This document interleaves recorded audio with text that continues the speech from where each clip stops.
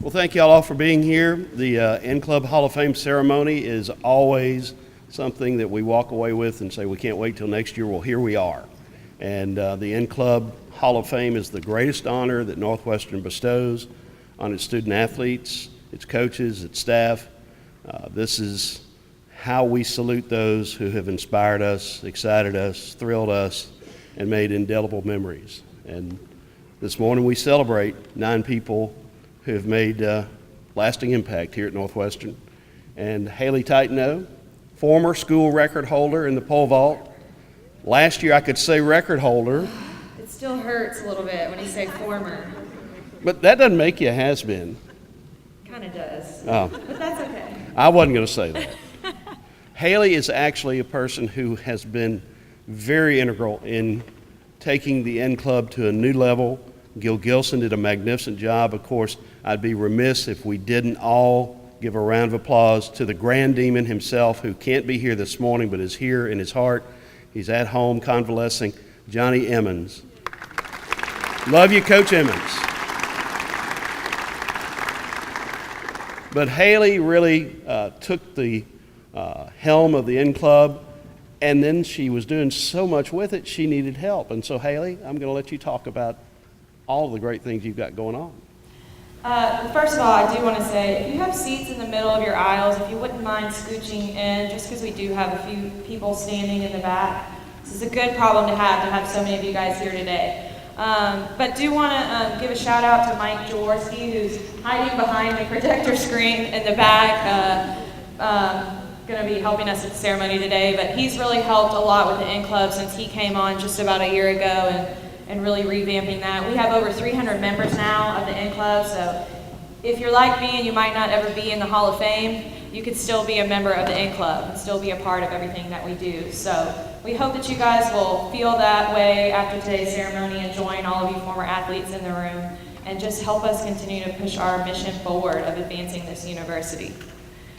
Somebody else that's doing a great job of helping us advance our university forward is also a former student athlete, and now he's our university president, Dr. Chris Maggio. He's going to come talk to you guys and give a brief update with all the great things he's doing for us here at Northwestern.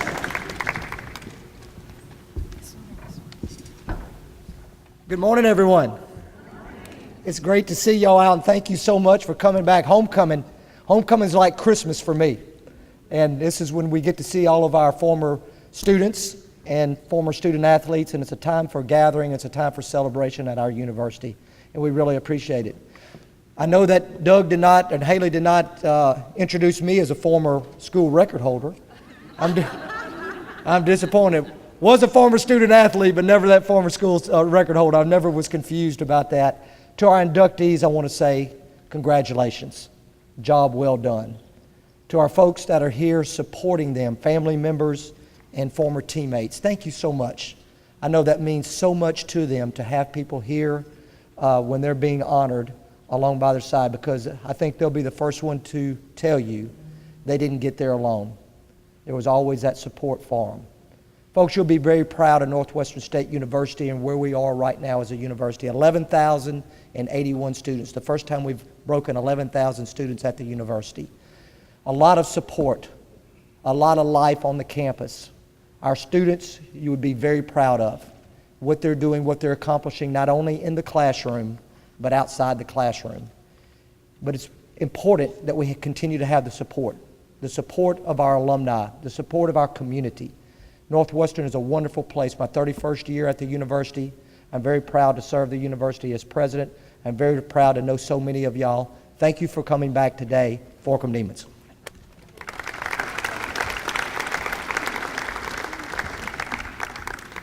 It's never easy to follow the president, and it's never easy to follow Chris Maggio. He was a distance runner. I'm not. Not at all. This next guy has gone the distance as athletic director. He began as an intern in our athletic department under Tynes Hildebrand from Ohio, and really fell in love with a local girl, fell in love with Natchitoches, fell in love with Northwestern. Ducked away for 4 years back to Ohio in hopes of revitalizing the Cleveland Browns, and The early 90s, that didn't work either. They're still working on that, but he's done tremendous things with Northwestern Athletics in 23 years as our Director of Athletics, Greg Burke.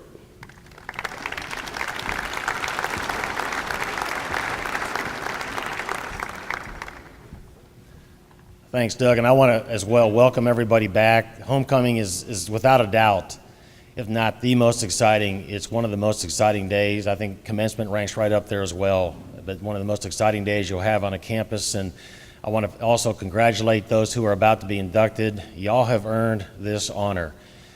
As one of the individuals that sits on the committee, and we look at so many qualified, outstanding former athletes, and it's a very difficult task to choose. I mean, there's a bunch more we could have up here today, but you guys have earned this honor. We want you to enjoy it. We want you to savor it, share it with your family, with your friends, and your teammates. Doug mentioned I've been around here since 1985. Came down here as an intern, thought I was going to stay 9 months, and it's been a long, very good 33 years. Even when I went to Akron for about 4 years, when your wife is from Natchitoches, you come back pretty often. Or in her case, sometimes she just came back without me. She said, I'm going down there for a while. You can hang here if you want. But what makes this day special also is as I look at all of the inductees, I know them all personally. I've watched them compete. I've watched them coach.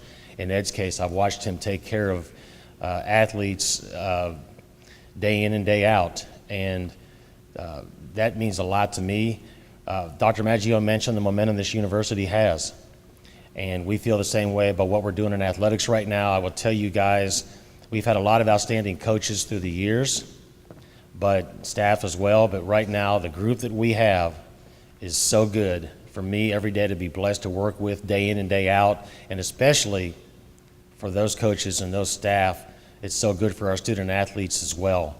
And I want to just reiterate what Dr. Maggio said. We've got a lot of momentum, and I was telling somebody before this ceremony that when things are going well, you deserve to savor that a little bit because you work too hard not to enjoy, just like a win, a success, to win an event, to win a game. You should savor that a little bit, but everybody on this campus is challenging ourselves to not get complacent, to stay driven, to continue to take this university, and in our case, this athletic program, to places that it's never been.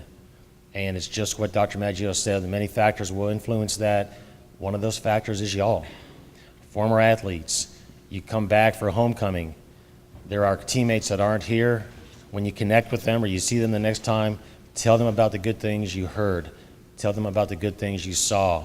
And let's continue to take NSU to heights that we've never been before. And Dr. Maggio has said this before. Our goal is to become the premier regional university in the country. And we don't say that awkwardly or bashfully. We want to be the premier university in the country. Athletics has a role in helping that happen. So we appreciate all you guys for your support, for being here today. And again, to the inductees, congratulations. Fork 'em Demons.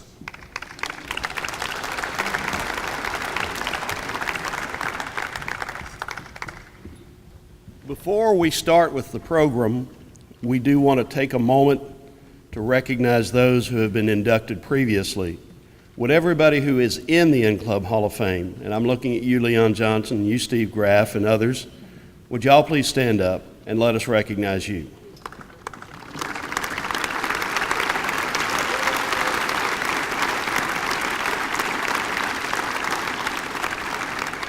Now, at the end of the program, all of you past inductees will ask you to join the new inductees. I don't know if we can all fit on the stage, but we're going to take some pictures probably over by the media backdrop over there, so we want to celebrate the greatness that we have in the room together. Haley has the first inductee, I believe. So the first award that we're going to present today is our Distinguished Service Award. And this award is awarded to someone who maybe necessarily wasn't an athlete, but has provided distinguished service to Northwestern State University and to the N-Club. And very rightfully so, that person is Dr. Rich, who was our team doctor for a very long time. The person that is presenting him today is Dr. David Brooks. Dr. Brooks is actually Dr. Rich's pastor. And when we called Dr. Rich to let him know that he was going to be receiving this honor, he said, well, I would have actually asked Ed, but Ed already asked me to introduce him. So he got to ask Dr. Brooks to do it, and I think that Dr. Rich, you will really enjoy what Dr. Brooks had to say about you. I enjoyed getting to meet him. So you guys, I'll present to you now Dr. Brooks presenting Dr. Rich.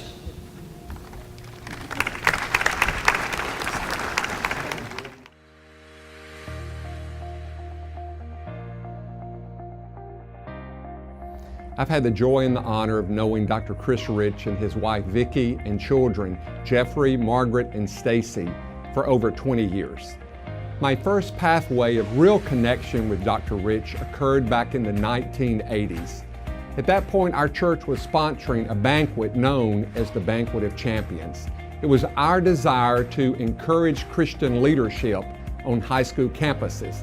And we felt like the best way to do that would be through the football program because so many students are involved in athletics.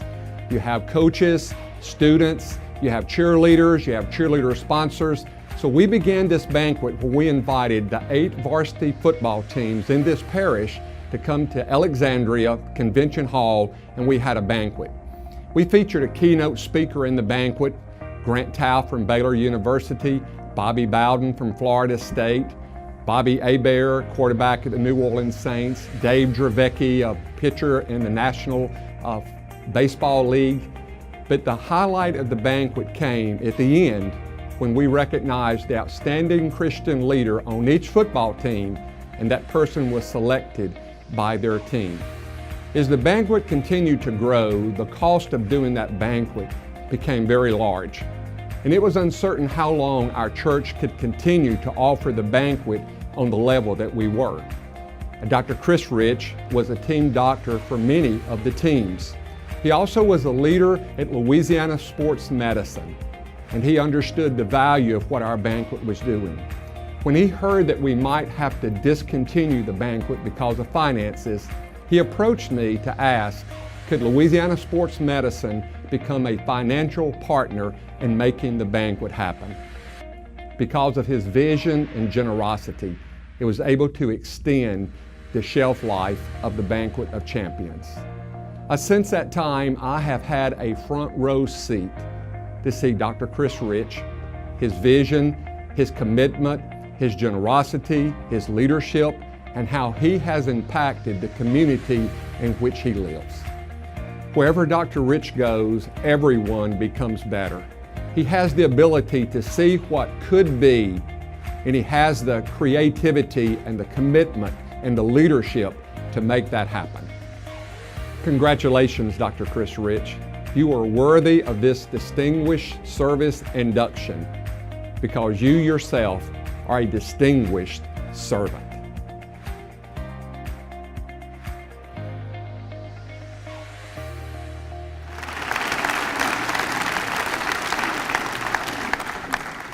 Thank you. Excuse me, y'all have to excuse my voice today.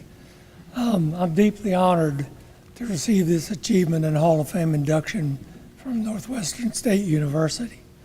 My life has been blessed in many ways with lifelong friends and camaraderies that have been developed through many affiliations in sports from every aspect of my life. Many of my close friends, lifelong friends, are here recognizing the value of what this means. And I thank them for coming. As always, you never want to mention too many names because you're going to miss them a bunch more that you didn't mention. But I would like to recognize the following. 2 of my LSU teammates, and Haley, you were wrong. I was an athlete, but at LSU. But not here at Northwestern. But Robert Dugas is here and Jay Whitley, both offensive linemen. Jay was our center. He's the one that made the first calls on the line. He's a successful orthodontist in Baton Rouge, teaches faculty at LSU Dental School, and was the recent president of his National Orthodontic Association. Robert is a great friend and athlete.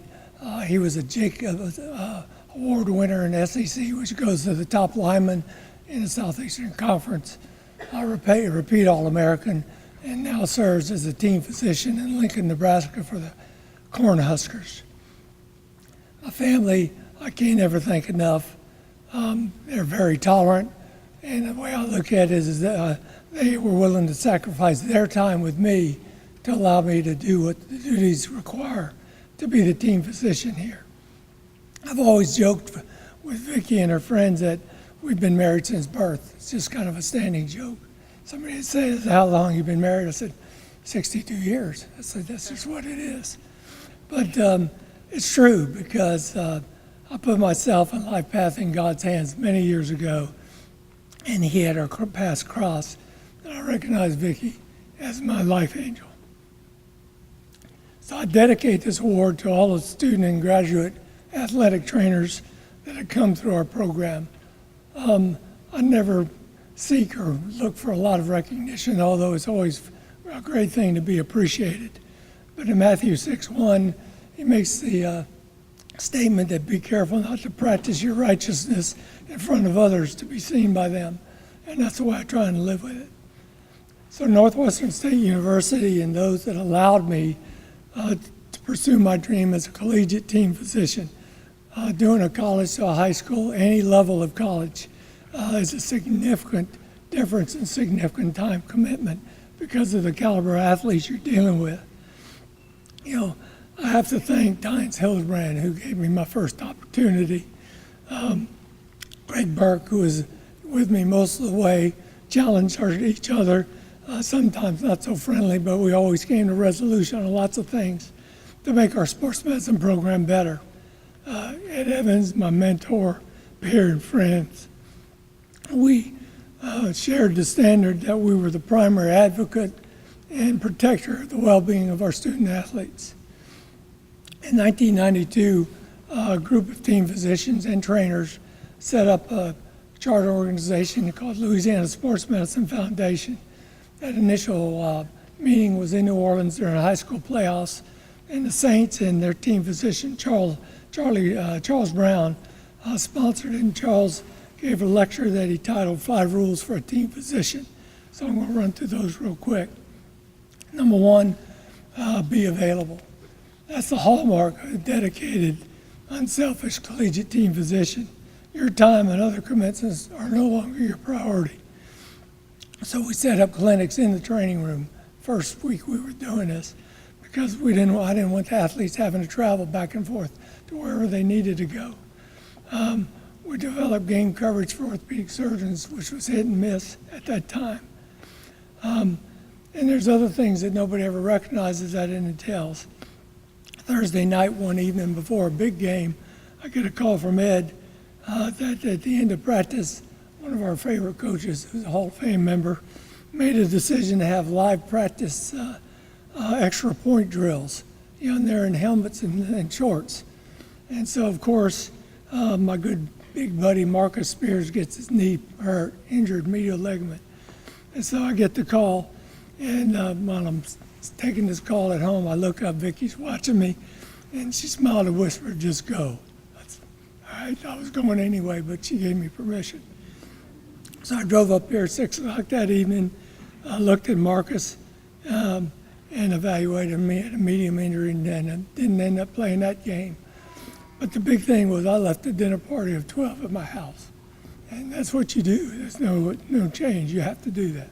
That's part of being available. Number 2 is stand your ground. Again, you know, you're the advocate. You're the protector. You take care of athletes. And you're protecting them from coaches. You're protecting them from parents. You're protecting them from themselves sometimes. And you know, in the mid-'90s, Dr. Connect and I both worked along with Ed to create a concussion policy. You know, we just didn't like the way we were making clinical decisions. And so we developed our policy, you know, and that served our athletes quite well. But it was a significant disruptive change from looking at somebody who came out of a game and 5 minutes later he looks okay and putting them back in. Or she, I should say, with soccer, obviously. And it took a lot of time to stand our ground with coaches and administrators on what that policy was, and we stuck to it. A few years later, as the NCAA started developing their policy, they took our policy from Northwestern as their template. Number 3, nothing can last longer than 6 days.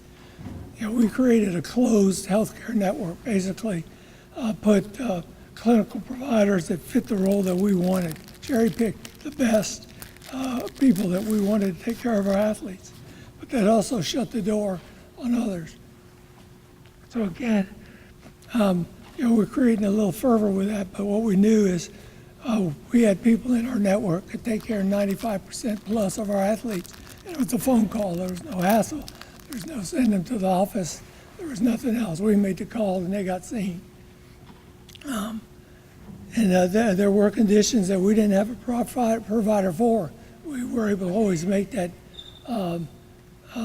appointments and coverage for clinical care through our sports networks.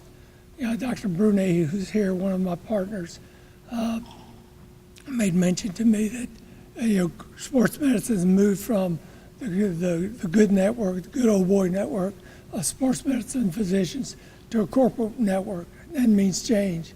And so you really have to watch and protect the athletes, as we spoke of. And before was never, never coach. And I cannot tell you that I always followed that rule. There was lots of fun as an athlete of entertaining coaches, particularly on the offensive line. And yes, if you're wondering, I did get a personal foul penalty from the sideline as a team physician. Number 5 is quit when it's no longer fun. And I have to say, it never got to that point. But after 22 years, time just ran out. I did have several partners in my group that were always available to help when I needed help. But covering 12 games a year of football, being here twice a week, almost every week, just got to where it was a daunting task for me. So we finally, over the years, had several partners that were well-trained, could do this job. But they didn't have that availability commitment to what it would take. And finally, Mike Letty showed up for our clinic. Mike's a strong leader, had full dedication, availability, as well as exceptional clinical and surgical skills. And Mike, from the day-to-day, took over very immediately and allowed me to move to the background. And I thank Mike for that. So 5 rules: be available. Dr. Dugas and I can tell you, we've heard Jimmy Andrews 100 times tell his fellows in training, if you want to do this, answer your damn phone. And that's what it's all about. Stand your ground. We are the unquestioned advocate for athletes. Nothing can last longer than 6 days. You make the correct decision, you stand by it. Never coach, which I won't talk about again. Quitting when it's no longer fun. Thank you for this award. Good luck, Coach Laird, today and the Demons. Thank you.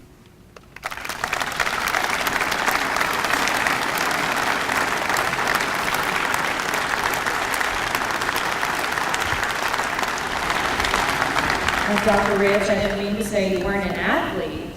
We weren't recognizing you for your athletic accomplishments. You guys, Dr. Rich put 22 stitches in my leg in the athletic training room back in the day because Ed was like, you don't need to go to the hospital. Dr. Rich is coming today. So I'm personally very thankful to you, Dr. Rich, as well. Congratulations. I'm glad that you're the guy, Chris, who's speaking twice. Anybody that well dressed should speak twice. There's no doubt about it. But as the sports information director, statistics are really an integral part of what we do. How about this stat?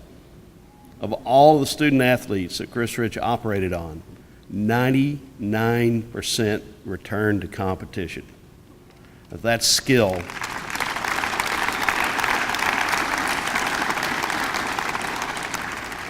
And I didn't know he's a public speaker, my goodness.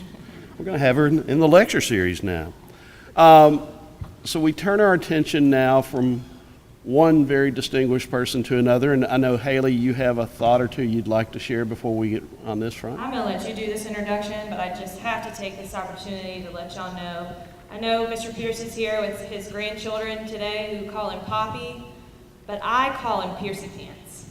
So take your pick, whichever one you want to call him. I personally like my nickname for him.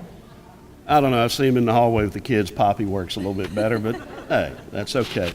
Now, the program says Randy Pierce is going to introduce Jerry. As you'll see in a moment, it's not Randy Pierce. It's not anybody who's nearly as good as Randy Pierce, but it's somebody who tried to represent what Randy Pierce told me to say. So without any further hyperbole, we will get the introduction.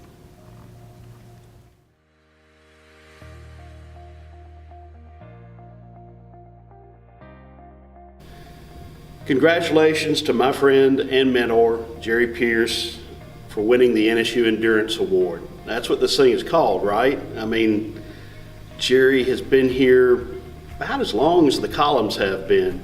I mean, the N Club was created in 1968. Jerry had already been here 10 years before. He not only remembers black and white TV, he'd like to go back to it. But Jerry has been here for what it seems like forever, and for the rest of us, it really has been forever. For him, it's been pretty much all his life. So when he got this award, he thought about the people most important to him, and that's family, of course, and that's his two sons, Randy and Rick. Randy's the oldest, so he asked Randy to introduce him today. So Randy said he'd be honored to talk about his dad, but he was kind of puzzled because really, he didn't know what Jerry did. He knew what he was like as a dad, but he didn't know what he did here at Northwestern a lot because Jerry didn't talk about it much. So Randy said he could probably talk about how Dad was a great father when they were growing up, and Dad was a great mentor and friend since, and he's been a great poppy, is what he's called, to his grandkids and his great-grandkids. Just a fantastic person in their lives. But Randy didn't really know what Jerry did for work. And Jerry's never talked about it at home other than saying he loves Northwestern. He can't imagine doing anything else, and he can't imagine retiring because he wouldn't know what to do. So Jerry Pierce is getting this award today. It's not the Endurance Award, it's the Leadership Award, and that's really what he's done from behind the curtain. He's never wanted to be in the spotlight. He's always tried to make the spotlight available to others for what they've done for Northwestern athletics and what they can do. He has been over athletics since the mid-70s. He came here in 1958 as a student trainer for Coach Jack Clayton. I'm not going to read all his credentials, the fact that he was Southland Conference president, that he's been on the Southland board, that he really started the Louisiana Sports Hall of Fame, is responsible for that. All those great credentials. Jerry's kind of like Mr. Holland's opus. He really has been behind the scenes as so many great things have happened here, and they've happened in no small part because of him. In Jerry's role, he's had to wear a lot of hats. This is probably his favorite standard hat. He can wear it playing tennis, he can wear it walking, riding his bike. He loves Northwestern. This is Northwestern. And Jerry's everywhere with a hat like this. This is a hat Jerry has had to put on from time to time. Sometimes for good reasons, like all the facilities here on campus that he's had a hand in getting funding for and even conceiving and dreaming of, and the Hall of Fame Museum downtown. He was the first director of the Hall of Fame, brought the Hall of Fame to Natchitoches. This is a construction hat from that project. But this is really the hat that I think of when I think of Jerry Pierce. One, because it's funny. And if Jerry Pierce could have done anything else in his life, he would have been Johnny Carson. He loved Johnny Carson. He watched the show religiously, and he stole as many Carson jokes as he could when he was an MC. But he was wearing the fireman's hat because when something went wrong, that's who the president called, that's who the athletic director called, that's who the mayor called, that's who the legislature, they call. The Louisiana Board of Supervisors. He gets calls from them. When there's a problem, Jerry Pierce gets a call and it gets handled. He is the ultimate fireman. There's no question about that. But the thing Jerry loves, tennis. He's loved to play it through the years. He's been a USTA national champion on a team that played out in Palm Springs. And he loves Lady Demon tennis. I know some of those girls, of course, are here this morning to see one of their own honored. But even when they were playing, Jerry Pierce was out there supporting them. And he is still out there today supporting that program and all the programs at Northwestern. In short, he's been a leader. He really has. He's endured. And he has no intention of backing away because he's having too much fun seeing the school that he loves succeed and get better and continue to aspire to greater heights. And Jerry, we appreciate everything you've done for this university, and we know one thing you're about to do is make us laugh.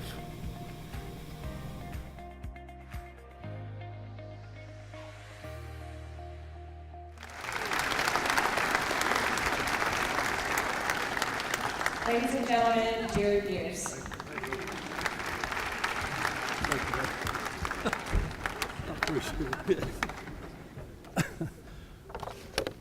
That obviously wasn't my son. And it seems like I could have found some hats to fit him, Doug. I don't know. I deeply appreciate this. You don't know how humbling it is to be the only person up here that nobody's ever heard of. But my son Randy and his family they live in Baton Rouge, and he was going to be here for this, and we talked, and they had to be at Tiger Stadium to line up for tailgating for LSU Alabama, so he's not here. But I am happy that my daughter Natalie and her husband, my 4 grandchildren are here, Allie, Ava, Carmelia, Charlie, and you see them around the campus all the time. We spend a lot of time up here in the Coliseum and running around. Sometimes they get a little rowdy and all that, but you know, I don't believe in spanking, but I have started believing in tranquilizer darts. You know, I'm kind of skeptical of awards like this, and because we used to have a mayor here in Natchitoches back in the 1990s who was a very colorful guy, Joe Sampate, and I have this with me as proof of what I'm about to tell you. Louis, you know this. In 1992, and I didn't even know they had this award, but he handed out these Medal of Honors for the city of Natchitoches. And he gave me one in 1992, and he said, this is only the 7th one in the history of Natchitoches, 300-year history of Natchitoches, that's ever been presented, and I was really proud of that. And about 3 years later, in 95, he forgot he gave it to me. So he gave me another one. He says, only the 3rd one ever presented in history. So I don't know what to think. You know, I'm a little leery, and especially when they told me that, you know, this is only the 2nd time this award's ever been presented. And then they told me the first one was Greg Burke. Greg Burke's, you know, his greatest accomplishment here is winning the Dancing with the Sigs contest. And you've seen him; he's very rigid and all that. So they had to get him to do some yoga and all that before he entered the dance contest, and to loosen him up and limber him up. He said, you know, it really helped him. He said that before he started doing that, he bit his fingernails all the time, and after doing yoga a while, he started biting his toenails. I don't want to talk too long today. My wife told me she wanted me to make this speech like I do everything at home, very brief. So some people think that since I'm getting this award, I've been thinking about retiring, and I'm really not. I was cleaning out the office the other day, and I did run across a stagecoach ticket. Made me think about it for a minute. But I'm glad that, is Dr. Maggio still here? Did he have to leave and go to another thing? There, he is still here. You know, I've known Chris all his life since he grew up down the street from me. And I remember one day I ran across him. He was a student here, and I ran across him on campus and asked how he's doing and everything. And he says, I got to read a play tonight by Shakespeare. And I said, which one? He said, William. But, you know, Chris is a little small guy, and the guy eats like a horse. I don't know how he stays like that, but I don't know if you've ever been with him. Since he got to be president, I've had to go out and eat with him a lot, and he's a noisy eater. We were out at the Meriden one night, and he ordered some soup, and he was making so much noise eating that 4 people got up and started dancing. But Chris did grow up down the street from us, and I remember one day a policeman came to his house, and Chris went to the door, and they said, look, we've had a report that your dog's been chasing people riding bicycles. He said, that wasn't us. He said, my dog can't ride bicycles. But anyway, my wife's here, and she knows how much I enjoy sports and watching TV and watching games on TV and all that kind of stuff, and going to games. And the other day, we had a little bit of a problem at the house. I was trying to watch a football game, and she was making some noise in there, and I had to tell her, I said, look, I'm trying to watch this game here, and you're really distracting me and making a lot of noise. So she came in there and kind of got between me and the TV. She said, I want you to tell me exactly how my unloading the dishwasher is interfering with your watching television. And she says, the police are going to know exactly how this went down, you know, so. But I've had a hard time watching football this season. My dog stepped on my remote right at the beginning of the season. Every game I've seen this year has been in Spanish. But I could talk a while here. You know, it's just, I've had a lot of fun. It's been a great thing. I'm the only person here who's not an athlete or a coach or anything like that. So I know I'm diminishing the prestige of this thing when I get honored today. But I deeply appreciate it. This university is a special place, and it's I've loved it since I first stepped on this campus 61 years ago as a freshman. It's special because of so many people like you here today that I've had the opportunity to know and work with. And what I've tried to do with the folks I work with is stay out of the way and let them do the job, and they've done a great job. And I appreciate all the folks I've been associated with and worked with over the years. This place is special because people like you and so many others that I've known over the years have created the reputation, the image, and the magic and the mystique that I think are part of Northwestern.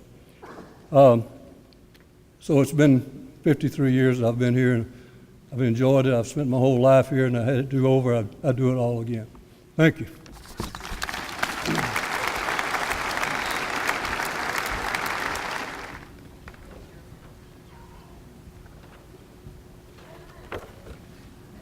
You left your hat. You know, spent so much on this, Jerry, I'm really disappointed that you didn't take it with you.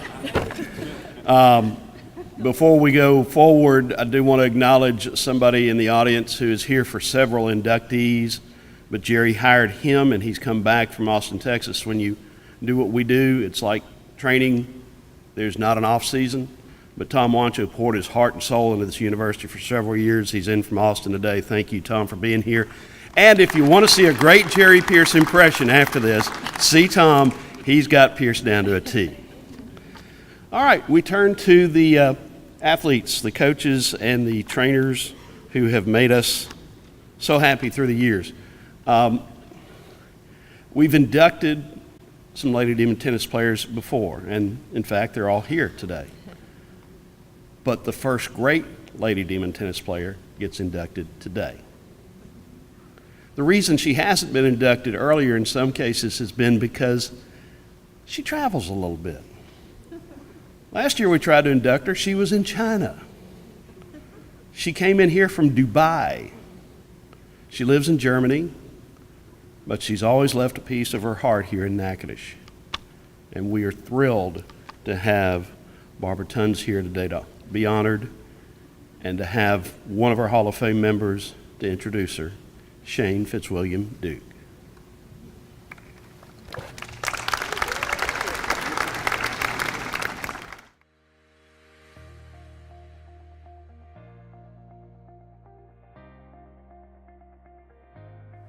Good morning, everyone. My name is Shane Duke, and I'm honored to present my dear friend, my teammate, my roommate, Barbara Tuns. Rewind 33 years to August 1985. Two foreigners recruited by Coach Emmons arrived in Natchitoches to play tennis for NSU. Barbara came from Merse, Germany, and I came from Durban, South Africa. We became instant friends. The tennis team became our family. Sabine Dorm was our home, and Iberville was our dining room. This was the start of a wonderful 4-year adventure. Barbara honed her tennis skills on the red clay courts of Europe. She was a top junior player in Germany and played on the same national tennis team as Boris Becker and Steffi Graf. She even played doubles with Steffi in a few tournaments. You can imagine how thrilled I was to be her doubles partner. Barbara possessed an awesome serve, a powerful forehand, a sneaky slice backhand, and nifty volleys. She had excellent records at number 2 singles and number 1 doubles. The highlight was winning 2 team tennis conference titles together. I have fond memories of the fun times with our teammates, eventful road trips in the infamous NSU van, Barbara's mother visiting Natchitoches for 3 weeks each year and cooking us red cabbage, and of course, the famous trips to the campus post office where we picked up our long-awaited letters from home. You see, in those days, there was no email, internet, or text. The phones were firmly attached to the dorm wall. I remember our weekly trips to Walmart to browse the new tapes for our Sony Walkmans. On the rare occasion, we managed to coax Barbara into coming with us to the student body. I have to chuckle at being a tennis player back then. Our team warm-up consisted of running a few laps around the courts and 2 minutes of jump rope. We ended each practice with running suicides and a few push-ups.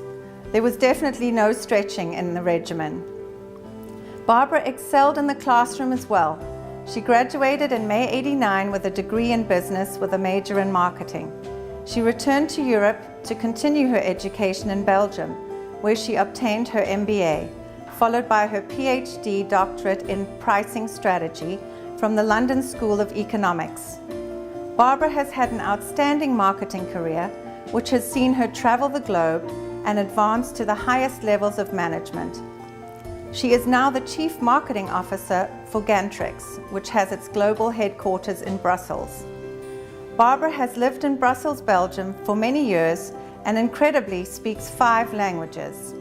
Thank you, Coach Emmons, for recruiting us. Thank you, NSU, for being our home away from home, providing us with cherished memories, unique experiences, and humbling life lessons.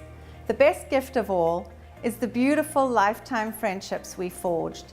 In fact, 7 of our teammates are here today to celebrate Barbara's induction. Congratulations, Dr. Barbara Turns. We love you.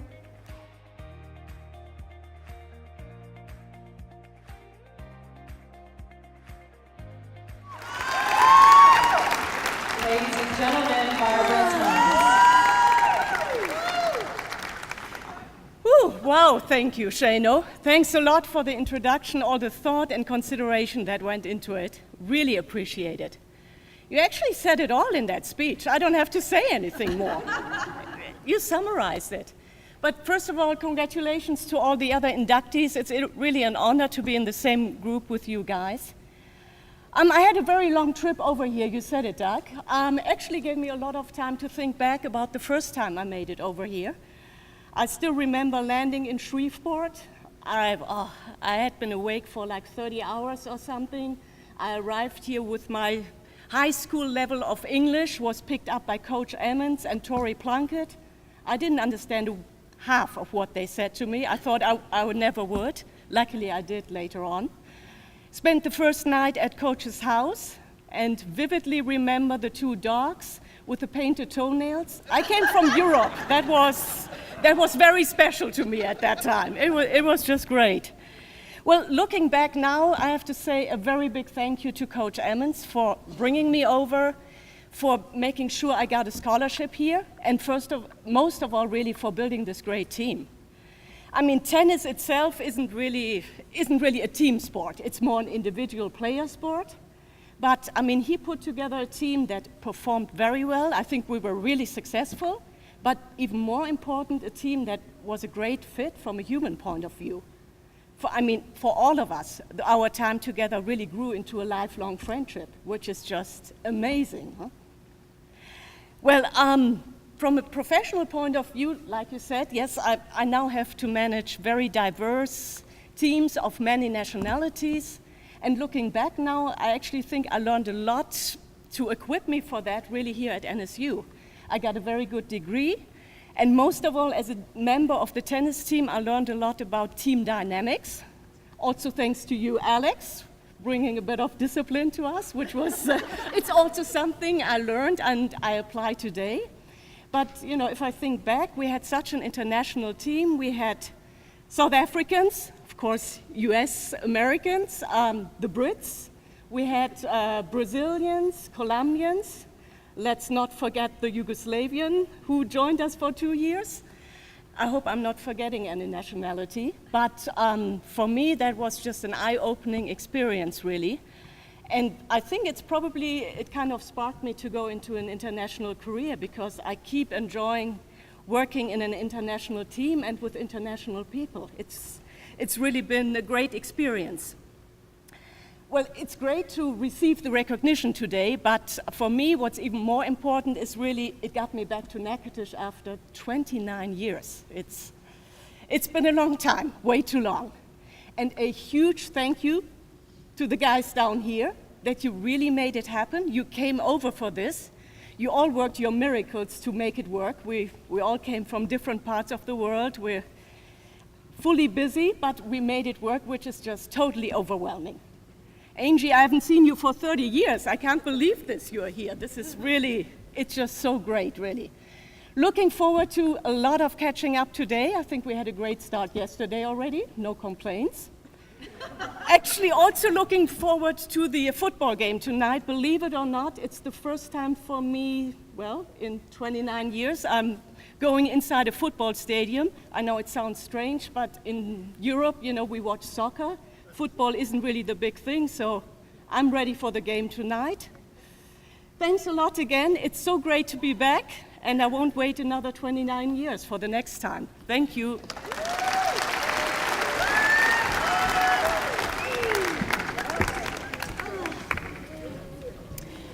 Our next presenter is Steve Grigas, and Steve was the high school basketball coach of the next honoree, Larry Terry.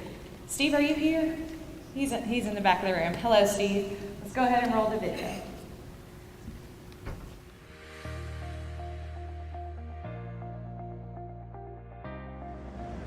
Hi, I'm Steve Grigas, Ponchatoula High School basketball coach from the years 1984 to 2004. It was my privilege to coach Larry Terry during his high school career here at Ponchatoula High School. As a young coach, those years were very special to me. It was really a time where we began to compete at a high level, and Larry helped us put Ponchatoula High School basketball on the map. Things that I remember about Larry was a consummate teammate. His teammates really liked him. He was very supportive of them. His leadership was amazing. Tremendous work ethic, often the first to come to practice and last to leave. But probably the most important thing I remember was his competitiveness. Larry had no fear of who he played against or the teams that we played against. In fact, he relished in that. He played against some of the better players and the better teams in the state of Louisiana during his high school career. Of course, at Northwestern State, played against some of the best players in the country, and then professionally played against some of the best players in the world. So quite an accomplishment. Larry was also a great student athlete in our school. Leadership skills were amazing. Teachers loved him, student body loved him. He was a real role model, not only on campus, but also in our community. With that being said, I could not talk about Larry without talking about his parents, who were very special. Larry Sr., God bless him, who's no longer with us, was an amazing person, along with his wife and Larry's mother, Miss Lola. They not only were very supportive of Larry and our team, but their support for me as a coach was very special as well. In the 1990s, we wanted to do something for Larry to recognize the success and his importance in our community and in our program. And we retired Larry's jersey here, Ponchatoula number 40. From there, Larry, of course, was playing professional basketball at the time overseas, and we were very, very proud of his accomplishments. Now that he's being inducted into the Northwestern State Hall of Fame, we want to say congratulations to Larry. So on behalf of Ponchatoula High School, Principal Danny Strickland, Athletic Director Tim Matte, Head Coach here now Tom Taylor, the community of Ponchatoula, Mayor Robert Zavia, congratulations, Larry. You're well deserving. Thank you very much.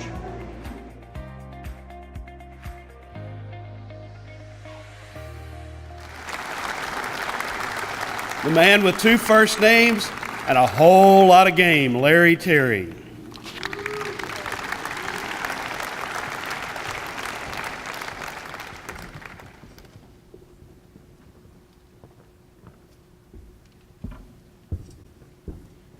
Good morning, good morning.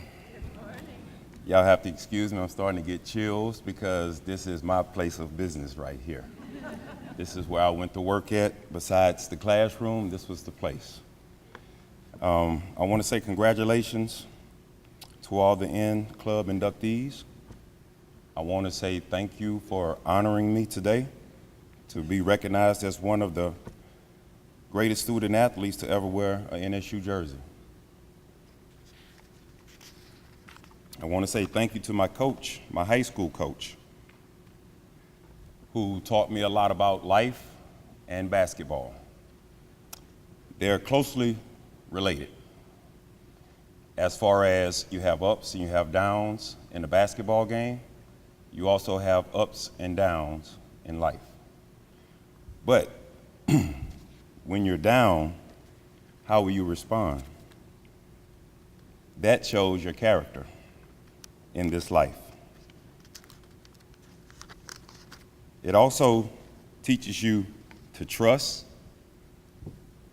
communication skills, social skills, which are essential parts that you need to possess to be productive in society. Just to have been blessed and fortunate enough to compete on a collegiate level was a major accomplishment, and now to join the great men and women who left a legacy here is even a greater accomplishment. If you don't mind, allow me to paint the road travel for me thus far.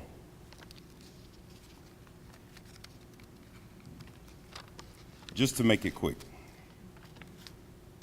A young boy from a small town with big dreams. I stand before you all today to say anything is possible in life. If you keep God in the equation and apply yourself, there's nothing on this earth that you cannot do. I'm living proof. From 5'9", 5'8", to 6'4" in one summer, with the same skill set as if I was 5'9". So I started to have a lot of fun. And my passion for the game was undeniable. Of course, when you're smaller, you have to be tougher. And that fit right in. So once again, I want to thank my coach, Stephen Grigas, who's present here today, to teach me that basketball and life is closely related.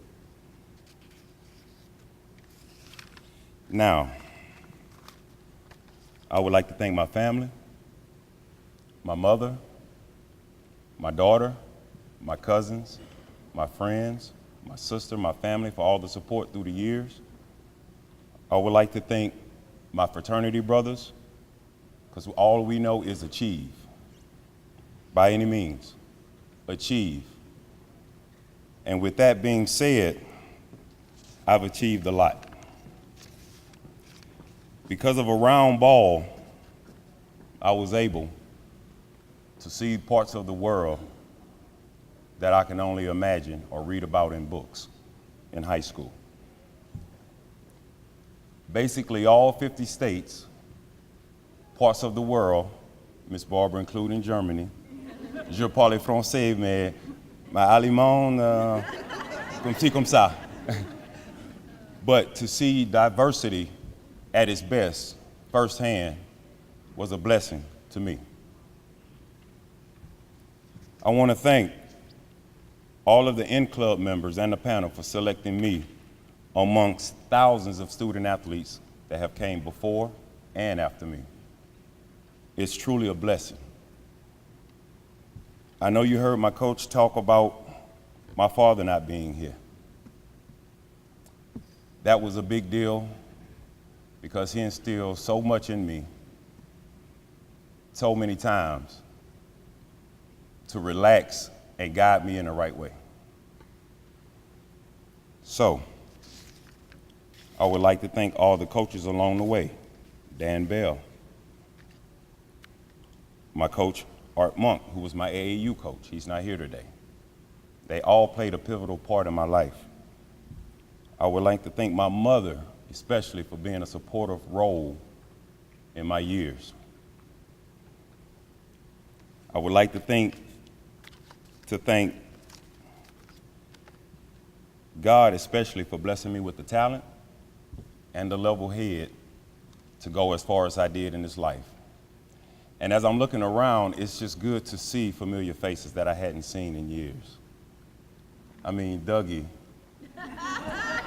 he's the same Dougie. And that's the beautiful part about being genuine. You never change. Maybe things change around you, but you never change. And that's what it's all about when you're traveling this life. I would like to thank my uncle. He's present today. It's my father's youngest brother of 5, who stood by his side in the most difficult time as a man in my life. I just want to say thank you. And to all the other inductees, congratulations. Have a great time at the game. Enjoy yourself, and thank you all for coming.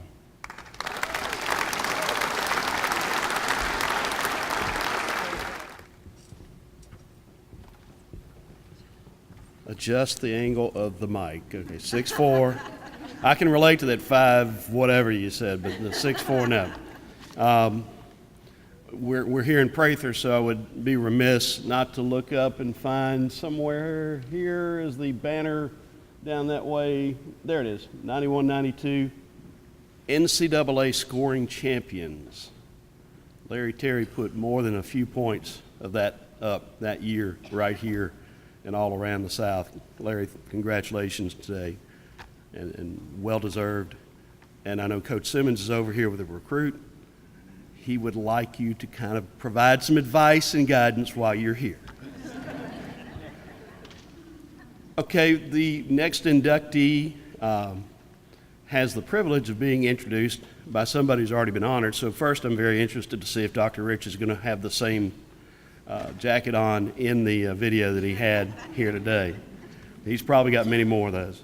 But before the video, I just want to look in this audience, and I know that there are quite a few of you guys and ladies who owe a debt of gratitude to Ed Evans.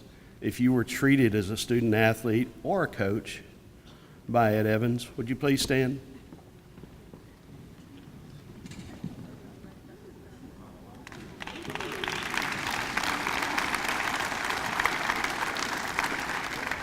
There's one in the back of the room, 2 in the back of the room who are already standing. And by the way, there are some chairs.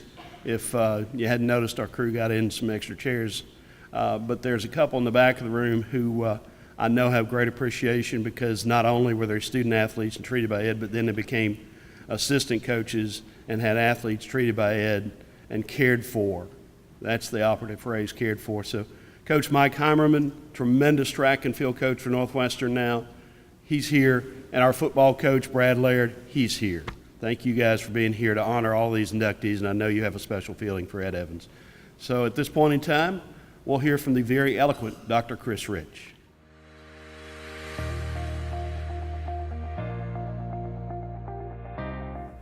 It is my honor and privilege to present my great friend Ed Evans for induction into the Northwestern State University Hall of Fame. Ed and I did very well with our relationship in all facets, and it just goes to show you what kind of man he really is. First and foremost, when I first started helping with Northwestern, they were in somewhat of a need for athletic health care and modernization of some of it. But the primary thing for me is I wanted to understand Ed's dedication to his athletes and make sure we have that one commonality, that we are advocates for the athletes and the athletes only. What that means, just so everybody would understand, is being an advocate is you have that athlete as your primary purpose of attention and decision making. So it doesn't matter what level of competition they're in, who their coaches are, what their parents think, or even many times what the athletes themselves think about their ability to compete. It's our role to make sure that athlete is taken care of appropriately and safely so that they continue the endeavors that they want to do. Having played athletics at LSU, I had a fairly good background in just what it means to be a player and a team player. And my education in orthopedics and with the help of some of our clinical sports medicine physicians that were professors, I again engaged that interest in sports. And what Ed has done, what Ed did for me was he offered me that opportunity, which are fairly rare, particularly in the collegiate level. I would tell you that Ed himself was nothing but athletic advocate in everything he did. Not that he played games, because he was very stern and strict. There was no leeway in anything from how you acted into the training room to whether or not somebody makes the decision that you're not participating. But he was also very, very fair. As the time constraints for an athletic trainer are significantly unreasonable in some ways as it is for coaching staff. They're there all the time. They're there all the weekends. They're giving treatment, they're giving advice, they're doing psychology with these athletes, and they're basically a stand-in parent in some ways of many roles. But the primary thing for Ed was he was never not available, which was the number two thing for me is, obviously the advocacy as I discussed, but number two is always be available. And so with those two things in mind, my participation in Northwestern was very, very easy in that respect because he had the basic characteristics of what I felt in athletic healthcare that will propel Northwestern into the age of modern athletic healthcare. And it wasn't just care of the athletes. We did many, many things, such as we instituted our own concussion policy in the middle 90s, which ended up being adapted as the initial concussion policy by the NCAA. Ed and I were very, very concerned about some of the insurance problems the athletes and their families were facing with a typical accident insurance and fashioned a program that worked for Northwestern and the athletes themselves to make sure care was immediately available, whatever kind of care we needed through the network we created, all the way up to making sure the out-of-pocket costs were minimal, if any. And so in tribute to Mr. Ed Evans, who I very affectionately called Eduardio, that was my pet name for him, I want to dedicate this day to Ed because he is a champion in many, many ways. I'd also want to make sure that everybody understands that it's business, but it's also camaraderie. Road trips, particularly long road trips, both with basketball and football, that he and I both went on, were always fun. And it was always fun to argue and pick out restaurants, decide what we're going to do when we do have a little bit of downtime on those road trips, and what type of regional or local type of activities there are, such as going out in the middle of things and doing things like skeet shooting or this monster trivia contest in Youngstown at Youngstown State one night that Ed and I won. And that's just the fun and again just furtherance of the camaraderie that it takes to do this the right way. And so to finish up, I would tell my friend Ed Evans, thank you for my opportunity. I can't be more proud for you than you receiving this award. It's well deserved.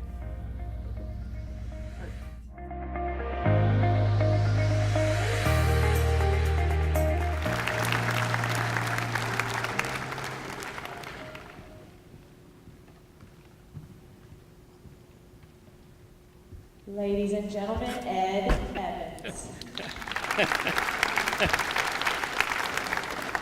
I'm not quite sure who Dr. Rich was talking about, but they were good words, and I appreciate them. Me publicly speaking is sort of like a controlled train wreck, and I'll try to keep the damage to as small as possible. I wanted to thank the N Club for selecting me to join such an outstanding group of demons.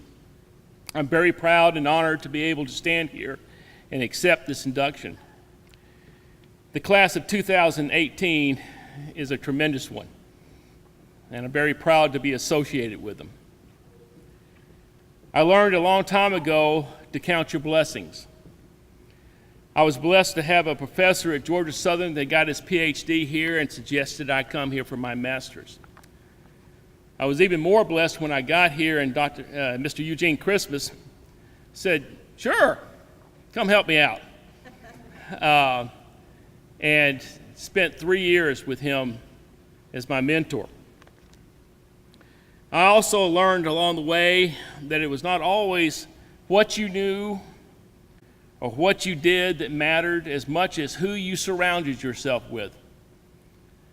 I was very, very fortunate to have outstanding undergraduates, graduate assistants, and eventually, thanks to Dr. Rich, assistants to surround myself with and help me become better, and along the way let me help them. I wanted to mention by name at least two of the people that were with me in that respect. My first undergraduate walked in the door with me as a freshman, as I walked in the door as the new head athletic trainer, and that was Mike Dew. Mike Dew eventually wound up working for Dr. Rich, and he is now the director of rehab for the University of Georgia. My fourth graduate assistant and my first assistant was Ginger Gilmore Childress. She came here from Alabama, made a tremendous difference in our program, and she is now one of 3 athletic trainers on the sideline with the University of Alabama's football team. You'll see her as the redhead that goes out with the team, and she's the only one that they send in to talk to Coach Saban. The guys don't go in there. I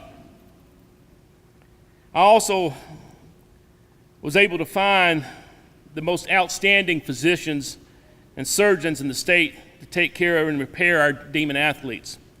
Dr. James Connect was here locally and was able to do what he could on his already busy schedule. But in my second year, I found the true blessing when I got introduced to Dr. Rich, and he was able to come and become our team physician for my 23 years, or 22 of my 23 years here. He hired my first assistant.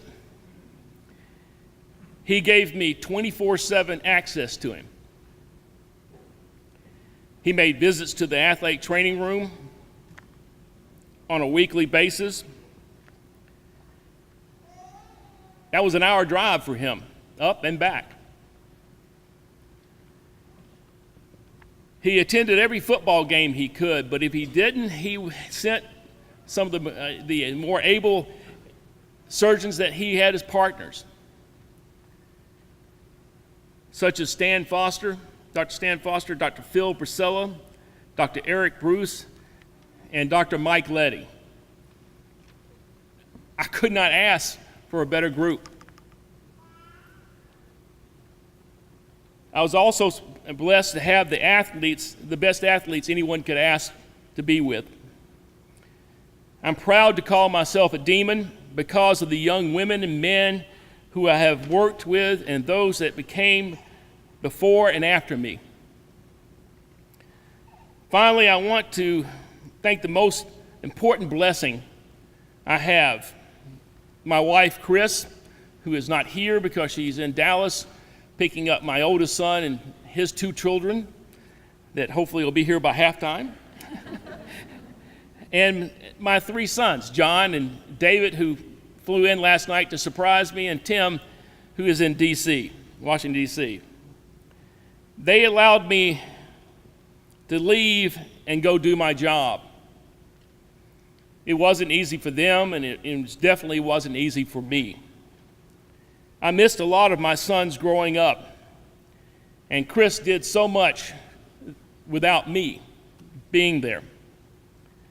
I'm forever thankful for their love and support.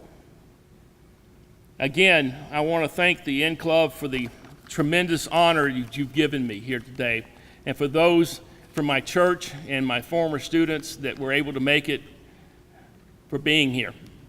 Thank you very much.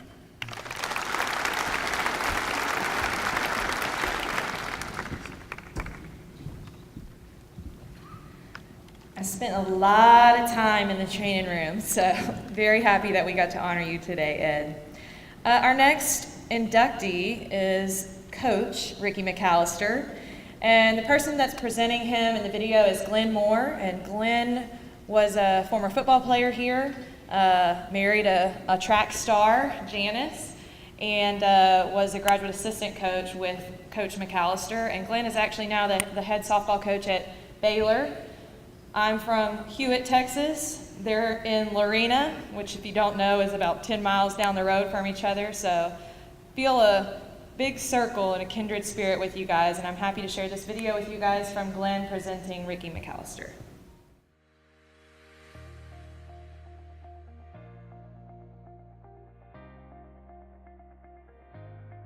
What a great honor it is to present to you one of the greatest men in my life. I can honestly say I've never been prouder of my alma mater than when I received the news that Coach McAllister would become a member of the Hall of Fame. Likewise, I've never been so humble as I was when Coach asked me to present him. Yes, I still call him Coach. He was and still is a great coach to me. Our paths crossed in 1988 when Coach Sam Goodwin brought two young guys from Mississippi, Steve Peasant and myself, to NSU to join the Demon football team and get a great education. Our lives were certainly changed by this place and the people we met here. I met my wife and NSU track great, Janice Miller, on the first day in town. She and her family told me and Steve to go meet the softball coach who had previously coached baseball at Campty High School, where she and her twin sister, Janet, attended. I followed her orders, as I still do today, and in doing so, I met one of the greatest coaches I've ever known. That meeting would eventually lead to my first collegiate coaching position as an assistant coach under Coach McAllister, and a mentorship and friendship that would last a lifetime. Coach McAllister taught me a lot about the game and about coaching that I still use today. I use his stuff in the games we lose and mine in the ones we win. We have had many conversations about my teams throughout the years, but as much as I benefited from the wealth of knowledge he had in hitting, pitching, and fielding, I learned the most about how to care for your players. He truly loved his players. He taught me to love them enough to push them to become the best they could be so they would have no regrets. To love them, but refuse to enable them to fail or accept less than their potential. That philosophy isn't easy to administer, but it's coaching and it's caring. It doesn't always garner the vote for Coach of the Year with your team, but I've been coaching long enough to see it come full circle and to see that philosophy pay off in their lives. It's about preparing them for life. And if a coach through a sport can prepare an athlete for life, he did that. I saw it and I still see it. Coach McAllister, you more than any coach I know have changed lives, including mine. Many benefit from the investment you put into the lives entrusted to you. Thank you for your guidance, your friendship, and your love for me and Janice and our family. I love you, Coach, and congratulations.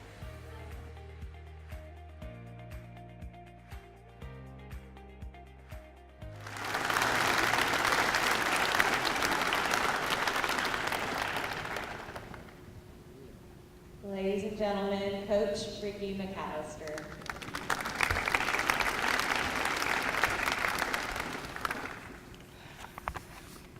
Now I got to kind of compose myself here. Since I'm the middle presenter, Doug said that my 30-minute speech can go ahead and be 45 minutes and that it will be okay. First of all, I'd like to thank Glenn Moore for those kind words. Coach Moore means a whole lot to me, as you well know. I've been blessed by his and Janice and their family's friendship for more than 30 years. I'd also like to express thanks to the Graduate N Club Hall of Fame Selection Committee. and to congratulate the other inductees. It's an honor to be in the 2018 class. Special thanks to my friend Ed Evans. We were in graduate school in 1981 together, just a few years back. In my life, God has always presented special career opportunities for me.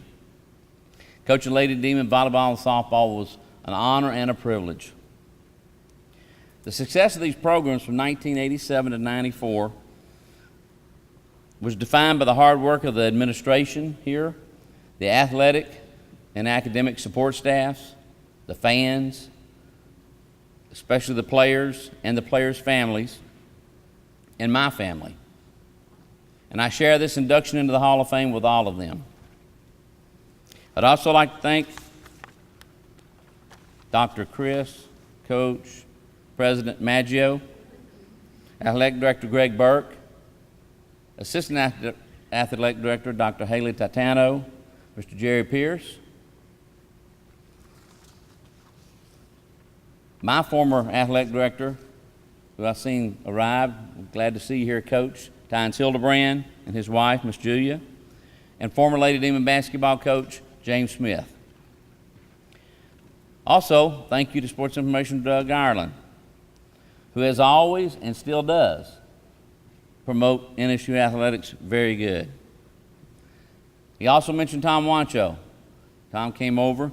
He was the SID when I first got here, and he's responsible for the first media guides in softball and volleyball. We sat down and compiled all this material, and Tom put that all together for us. He was also noted for creating eye-catching front covers of media guides. You can go check some of those out if you want to, and most of y'all remember those. Some of them with a little controversy. I think one made Sports Illustrated. I'm proud to have recruited and coached 8 former Lady Demon Inn Club recipients: Ginger Craig, Rhonda Rube, Baird, Kelly Shotwell, Edmondson, Nancy Perkle Ensminger, gotta get these married names, Sonia Olson, Becca Allen, Amy Grisham, and Tiffany Cronin. I did jump over, and I will, when I was a graduate assistant baseball coach in 1981. Great athlete, Steve Graff. I don't know if I coached him or not, but I was here anyway. I get a little bit down there. And all their teammates with those young ladies brought positive recognition to NSU athletics. I'd like to thank my mom and dad for supporting me in all my endeavors. My dad has passed away, though I'm blessed to have my mom and my sister here today with us. Whether I liked it or not, I've always valued advice from a woman's perspective since I coached the ladies. That brings me to my wife of 38 years. Been together like 45 years. Had to date 5 years to figure that out. Pam, she was a great sounding board and helped support during those coaching years. Her love and support made it possible for me to pursue my love, which is coaching, which I would still do today if I could. I'm very proud of my children, Rachel and Riley. Both are NSU graduates. As some of these ladies know, Rachel traveled with the team a lot, volleyball and softball. Riley stayed home. He was too young. He waited till we got back, and he'd run around the bases on the softball field. As actually some of these young ladies on the tennis team remember. And he'd also come in here. Right where you're sitting is the home court of the Lady Demon volleyball. Right here. We didn't get to get out here at those days and age. We were playing right here, this way. I'd also like to recognize my daughter-in-law, Robin, my father-in-law, Walton Gotro, and I know my mother-in-law, Miss Ruby, is here in spirit. I don't think Glenn Wood made it today, but Glenn Wood was with me throughout my entire coaching career. I coached him in high school. He was my graduate assistant 4-5 years as a softball student assistant here at NSU, and he continues to be a lifelong friend. In New Orleans, my first coaching job 41 years ago, I was introduced to a very special friend and co-worker,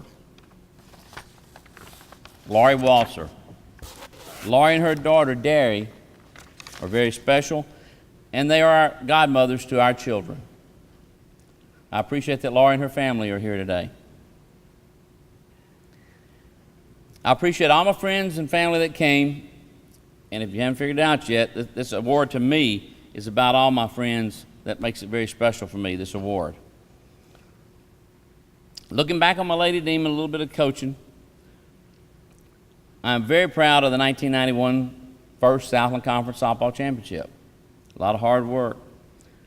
We had other highlights. In 1990, we beat 7th ranked USL, 16th ranked Louisiana Tech. 1991, we did it again. We beat USL, who was 8th ranked, and we beat 13th ranked South Carolina. In 1992, we played an unforgettable 21-inning ball game, which is still the longest game, at USL. Unfortunately, they scored 1 run in the bottom of the 21st inning, 1-0. Jimmy LaHaye pitched all 21 innings. I did not do a very good job of pitch counts. Ed and Dr. Rich excused me there.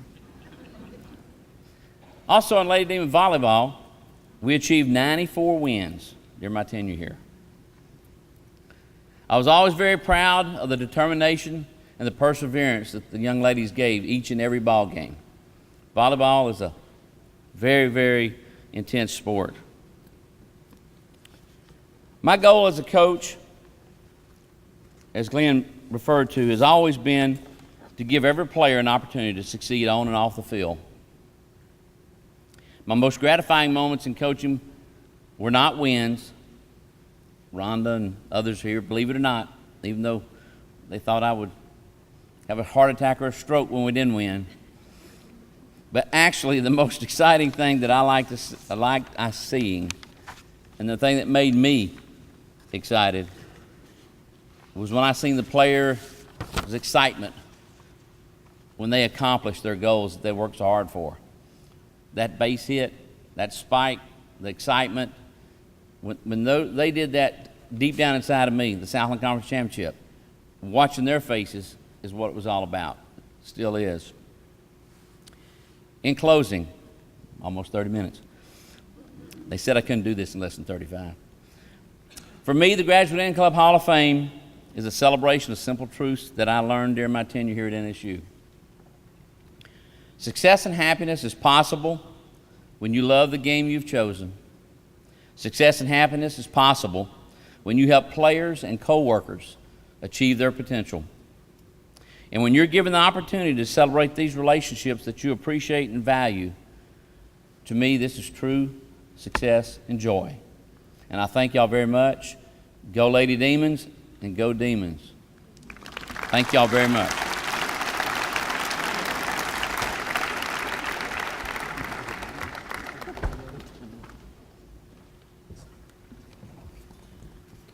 I told Ricky before when we were talking about him going in that we needed to get him an hourglass to sit here because that might actually get him to be under 5 minutes, but you went extra innings, but that's okay.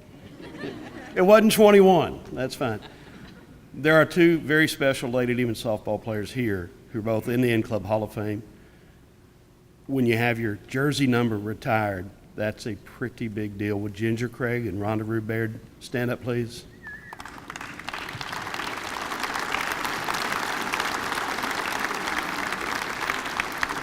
That's a standard that no Lady Demon may ever match again. And Rhonda this spring chose Ricky, and remarkably, he did this in 2 minutes and 22 seconds over there in Plano. He introduced her for the Southland Hall of Honor. She is the first softball coach, player, competitor to ever be inducted in the Southland Conference Hall of Honor. So congratulations again, Rhonda, our first time to be able to welcome you back to campus. And Ricky, you did what I was going to do, but I think we should do it again. Tynes and Julia Hildebrand, would y'all please stand and let us show some love?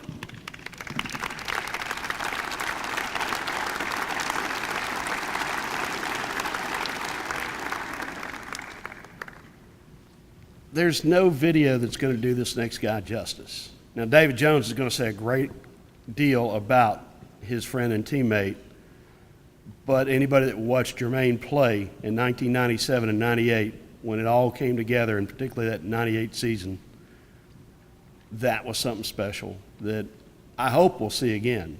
But if we didn't, at least we saw it then. To talk about his teammate and his friend, the Jones from Ruston, David Jones, about the Morgan City guy, Jermaine Jones. David.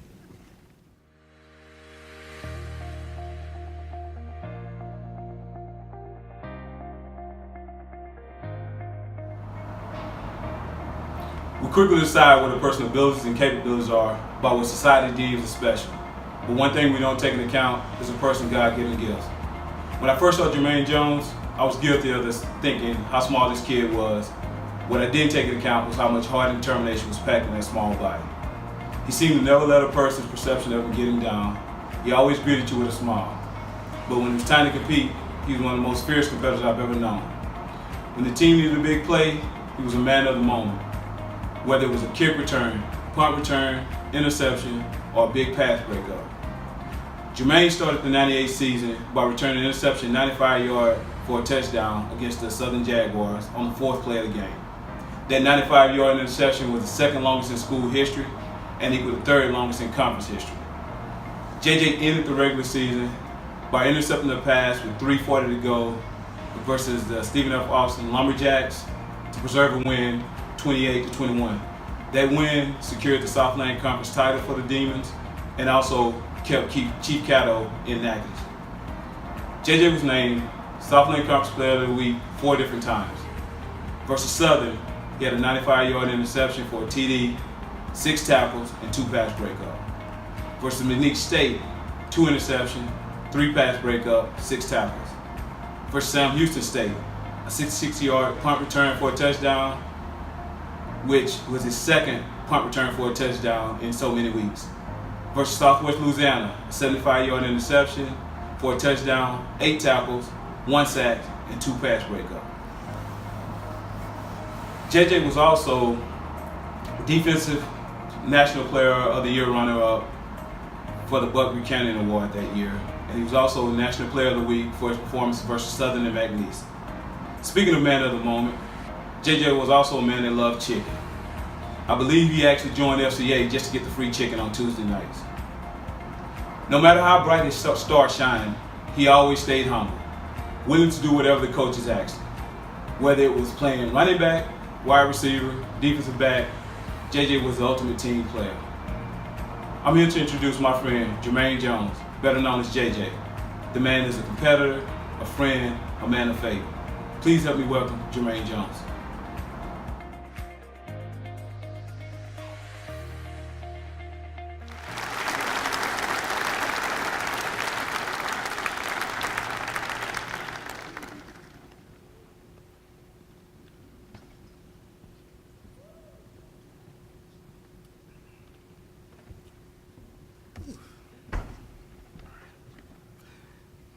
Thank you, everyone.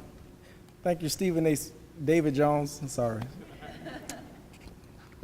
Can you guys hear me good? Good? Okay. Again, thank you, Dave, for the introduction. Dave has been a great friend since the moment I met him at Northwestern. The time we came in as freshmen, just running down the streets, running down the hallways, you know, he's been a great friend. And speaking of that two-piece FCA night, there's a parable when Jesus, when the disciples had to go feed the 5,000. He's still using that same parable today to save me. So I just want to thank my Lord and Savior Jesus for helping me through all this. I mean, nights of crying and Lord help me get through this. It's been amazing on that. And FCA, I want to thank Mr. Long for that. He was the orchestrator of the FCA on Wednesday nights. And us as college kids, we need the Word of God in our lives. We truly do. I want to thank my family who's here right here. I want to thank my dad, who's the coolest guy I know. I mean, this guy sits back and just, the house can be on fire, and he just say, don't worry about it, it'll be all right. Like, Dad, don't worry about it, it'll be okay. And I have my mom, who's 4'11", but she's the most aggressive person I know. She would say, Jermaine, there's kids in here. Jermaine, I don't care how small you are. You go out there and you kick they. Really, she would really say that. And to this day, I use those analogies, and I actually tell that to my kids. I want to thank my grandmothers. They're both in heaven right now, but they were great supporters, and they were fans. That 21-inning baseball game, my grandmother probably was watching it. She would watch sports all night, and so I'm thankful for those. I thank my brother, who's a huge supporter. I mean, I can think of days when we were little, we playing football in the house, and in high school, he would always give me incentives to run the football. So that was a little extra, and also I want to thank Coach Tommy Mitten. I don't know if he's here tonight. He was my high school coach. Also, I want to thank my aunt Virginia, who's right there, and my wife, beautiful wife. She's a USL Raging Cajun, but the moment we said I do, she switched over. So, and I thank my kids, my daughter Amber and Dawn, great students and great athletes. I thought I was a great athlete until I see them on a basketball soccer field. It is truly amazing. If they come to Northwestern, ladies basketball and soccer will have banners. They are truly amazing. But I also want to again thank Coach Mitten, Tommy Mitten, my coach in high school. A lot of people don't know this. I actually played 1 year of high school football, my senior year. I played my freshman year, but you just out there. But my senior year, I only played 1 year. This guy comes walking across the parking lot named Tommy Mitten. He said, "Hey, Jermaine, would you like to play football?" I'm like, "Coach, I'm a basketball player." My dad played basketball. My brother played basketball. I said, "I'm a basketball player. I can dunk a basketball easily. I just love basketball." He said, "Hey, just come out here and give it a shot." I'm like, "All right, Coach, as long as I'm ready for basketball." Great. Needless to say, every time he hand me the ball, I scored a touchdown, basically. And I played linebacker, and running back and linebacker. And so that led to me coming to a recruiting trip with Coach Goodwin. So Coach Goodwin sees me and says, "Hey, Jermaine, okay, you're an athlete." So I'm thankful that he saw the athletic abilities in me. So he brought me in as a running back. And so I was redshirted. I was very upset about being redshirted. But my dad said, "Hey, it'll be all right." That's what he said, "Jermaine, it'll be all right." And my mom said, "Hey, you're going to get a chance to get him. Calm down." So my first year I played running back, which was fine. And then they moved me to wide receiver. And I was like, "Oh, cool." Actually, I played basketball 1 year. My freshman year, I played basketball and football. So that was the blessing as well. And so I went to wide receiver. And so I played there under Coach Benson as a wide receiver coach. And then in the springtime, Coach Goodwin comes to me and said, "Hey, Jermaine, we're kind of short on defensive backs. Would you want to play defensive back?" I'm like, "Sure." Yeah. Never done it before, but sure. And so needless to say, I remember the first time we did one-on-ones, and we was in one-on-one drill, and a teammate ran an out route. I broke on the ball, I passed the receiver and the ball. And so there's another coach in here who's part of the N Club named Darryl Toussaint. And so he saw me and he's like, "You got some natural abilities." I'm saying, "Hey, Coach, I'm just out here because Coach Goodwin told me, And so he started actually working with me after practice. I said, "As long as we can practice as long as I get to the lunch cafeteria before we're done, right?" "Okay." He's like, "Yeah, I'm gonna have 30 minutes. "Oh, that's good." And so he worked with me after that, after practice. And so needless to say, after all that, one thing led to the next, just going out there and competing with these guys and playing with these guys and enjoying ourselves. And it's funny, Mr. Ed, the two people that's responsible for, I got 2 6-inch titanium plates in my left arm, covering David on a slant route, got hit by a linebacker, and I run to Mr. Ed with a broken arm. I'm like, all these guys in the same place, I ought to beat both of y'all up right now, So, but that's just to show just we're just competing, And so I still love those guys, and I'm thankful for all of them, and I'm thankful for just the game. I'm thankful for the game of basketball as well. You hear so much about play one sport, play one sport, play one sport. But Coach Toussaint and Coach Goodwin saw an athlete, basketball player, put him on a football field and taught him something. And that led to me playing 8 years of total professional sports, 2 NFL, 6 years arena football. Again, traveling, I haven't had a chance to go to Germany, but you know, I watch it on television. So just teaching the next generation on what it's about, and it's an honor to me to be up here, to be part of it, knowing that the path that was taken, knowing all the people and all the family members that was there to help me during the tears, during the crying, doing everything. I mean, some things that you success, you just don't see the other side of it. You only see the beautiful side of it, but you don't see the moments of crying and fighting and bickering and arguing and saying, "Mom, Dad, I don't believe you." And it's just so much. And so it's truly an honor. And actually right now, I want to present these two footballs. I played with the Dallas Cowboys and I played with the Dallas Desperados arena football team for 6 years. And New York is one of our enemies for the Giants and the Dragons. And so I want to present this ball here. Actually was an interception ball I want to give to Coach Goodwin. I want to present this to you, just saying thank you for everything. And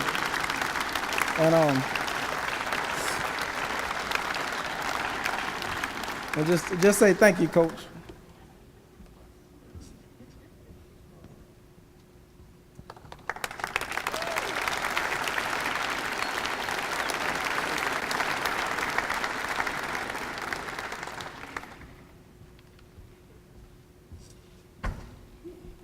And this is the same game actually. Both of these balls are interception for returns for touchdowns. Just let y'all know that. Right? In the exact same game, got another interception, and actually this game here, I earned my incentive bonus. So I want to give this ball to Coach Darrell Toussaint. I'm gonna give you the ball. I kept the money. So, but I want to present this to him for actually taking me, a raw athlete, and working with him.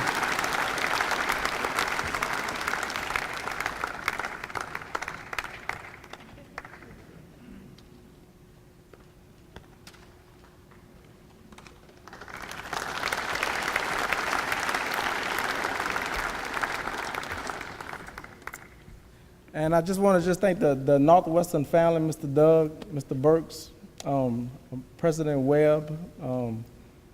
Just thank you guys for everything. I truly appreciate it. I know we all go our separate ways in life. Thank all my players that I play with, Warren, BJ, Pat, Mr. Tom, Coach Black, all of you guys. I surely appreciate y'all being there for us, helping us out, and just protecting us throughout these times when we was there. So thank y'all, and Demons gonna win today, you know. So go Demons.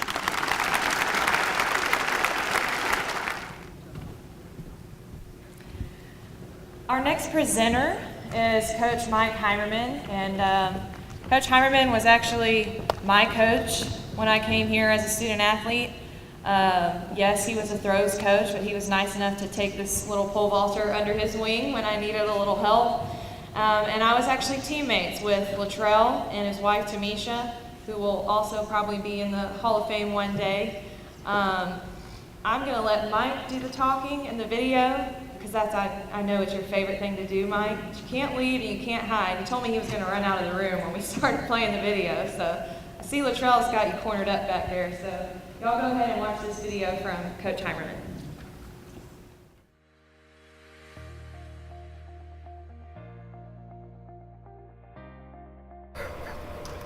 This is so fun. I'm gonna get Latrell back for this. I'm gonna probably tell a pretty bad story then, since he's making me do this. But all right. Good morning. My name is Mike Heimerman. I'm the head track and field coach here, and it's my honor to be introducing Latrell Frederick into the In Club Hall of Fame. I guess we'll start off with a little bit of history on Latrell. He was a walk-on in 1999 here, and it was actually probably my third javelin thrower. I had my first year coaching the javelin. It was my second or third year being a coach here. Coach Johnson gave me the honor of coaching the javelin throwers, which I knew zero about, and I had a couple good ones. And Latrell was, I guess, a rough around the edges would be an understatement. He was a state champion. I guess he was the first state champion to be under 190 feet, or maybe a little over 190 feet from Benton High School. But he worked really, really hard. His first year, I thought he was going to be a discus thrower, and And there's a funny story with that, but I won't embarrass him with it. I really thought he was going to be a discus thrower, but he convinced me that he was going to be a javelin thrower, and I'm glad I listened to him because it worked out very, very well for him and me, I guess. But as a freshman, he came in third at conference and was only beat by an American record holder, the now American record holder from ULM at the time when they're in our conference, Southern Conference from Monroe, Bro Greer. Then after that, he went on to win 3 conference titles. And there hasn't been too many people that have won 3 conference championships in a single event. He actually was a junior national champion that year, and then went on to make the junior Pan American team, and was 4th in Miami with that. He was supposed to go down to Cuba, but they canceled that and moved it to Miami. So not a bad time in Miami for Latrell, but to finish 4th was pretty good. He had a very, very illustrious career. He went on to win, like I said, multiple Southern Conference titles. The best he did in NCAAs was 5th. He got 5th twice, and then 12th his senior year. And that was only due because of an injury. He probably should have won a national title. Only thing that held him back was our surface of the track that did not hold up to his power on the plant, because he ended up and hurt his knee and turned around, and that was an ACL tear, and it probably pretty much ended his career. Otherwise, he probably would have had a professional career at it. Some of his highlights: at the time of his end of his NCAA career, he was number 9 all-time in NCAA with our still school record holder, school record of 261 feet 3 inches, which is a pretty far throw. Very, very accomplished athlete. He made numerous USA teams, the World Cup, the NACAC, and I think there was one other one, but he got to tour the United States and a little bit of the world. But one of the stories that probably sticks out the most, I know everybody wants to tell, is something funny, which I have plenty on Latrell, but I'm not going to embarrass him in front of his family and friends, which I'm sure there's a lot here in attendance this morning. But the one that I think really sticks out, and he probably doesn't even recall it, is in 2002, we actually redshirted Latrell because he had a knee surgery earlier in the fall, and we didn't know how long the rehab time was going to take on it. So I convinced Coach Johnson, because Coach Johnson hated redshirting people. And when I say hated, it was a pretty good argument and I'm amazed that I won it with Coach Johnson, because you don't win too many things against Coach Johnson in arguing, unless you're Miss Elaine. We ended up redshirting, but Coach Johnson thought so highly of Latrell, and the kids respected Latrell so much that he asked Latrell to come and help speak at our team meetings and kind of encourage the kids, his peers, his teammates, and that helped. I think that's one of the main reasons we won a conference title that year. And that's really the only conference title that Latrell was a part of, was the year that he redshirted. The year before, his junior year, we went 1st, 2nd, 3rd, and 4th in the javelin. We scored a lot of points in it, and we ended up 2nd as a team. So he's still got a conference championship ring, and I know he cherishes it just about as much as he would if he was throwing. But he was a very accomplished athlete, a very good person. I know he's probably a better man and a better husband than he was an athlete. And he's probably the smartest thing he did was marry Tamisha, another accomplished athlete. So they probably have 3 or 4 retirements set up, projects set up with all their kids. But it's pretty cool. I can go by if I'm having a bad day and talk to him at his store, and then it's pretty cool that he'll call me up. He's comfortable and still calling me up and helping him paint his son's helmet for football. We went from a white helmet to a black helmet, so that he even trusts me with doing things like that. So it's pretty cool. He's a great man, and this is a great honor. I'm glad that he's finally getting inducted, and it's my honor to introduce the next in-club member, Latrell Frederick.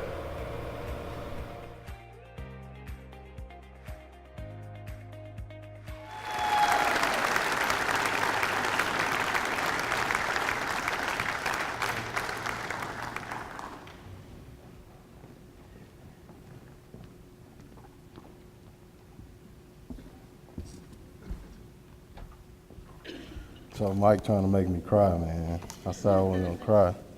It's kind of tough.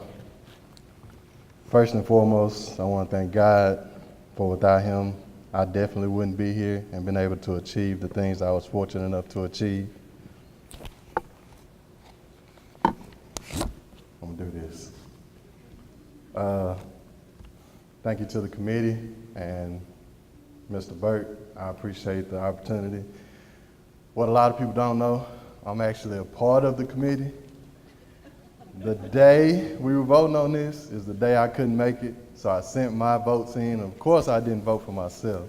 I was like, please don't vote for me. I'm fine. Nobody has to know. But of course, they voted me in. Haley couldn't wait to tell me. So once again, I appreciate that honor as well. That's what happens when you don't show up. Congrats to the other inductees, my family and friends that came from everywhere to come attend, from Dallas, from Shreveport, from Benton, Blake, Pastor Harris, Miss Aileen, my other mom, my auntie. My grandmother, I just don't want to miss anybody, so thank you to everybody that came. I really appreciate it. This is very difficult for me. I talked to my wife and I was like, well, babe, what do I talk about? And she was like, well, just talk about yourself and your career. And I was like, you know, anybody that knows me, I don't like to be in the forefront, in the spotlight. So it's like, well, I don't want to talk about that. Let's talk about something else. Let me get up here and talk about something else. So if I was able to talk, I would tell you about what God was able to do through me. Yes, I was a walk-on, so I threw myself into being a scholarship athlete, an All-American, and I knew nothing about track. I was able to go from coast to coast, from east to west and back. And yes, I had 2 catastrophic injuries that would have set anybody back. But God used those to make me stronger. And it's to always believe He has the ultimate say. So no matter what any doctor may say, that the same or the recovery may be too much, He has the final say. You never know, you never need God is all you need to until you need to have Him. I've always asked Him to use me to help me reach someone. Let my light shine through you so others may see me. You do your part and you work hard, you work extra hard and never take no for an answer. Then watch Him do His part. What makes me different from anybody else is going to be that I never like to lose. I hate to lose. You can ask my kids to this day. I won't let them beat me in anything. And even my wife will tell me, babe, they're only 2, they're only 3. And I'm like, it don't matter, they gotta learn now. Life is tough.